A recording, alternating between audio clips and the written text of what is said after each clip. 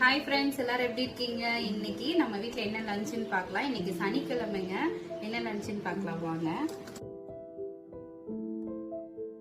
நல்ல உதிரி உதிரியா சாப்பாடு போதும், வந்து சாப்பிட்டுக்கலாம். அதுக்கப்புறம் பார்த்தீங்கன்னா நல்லா பச்சைப்பயிறு, பூண்டு, சீரகம்லாம் நிறைய போட்டு செஞ்சுருக்கேன்.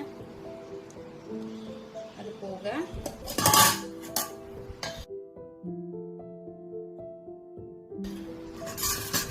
முருங்கைக்கீரை பொரியல்,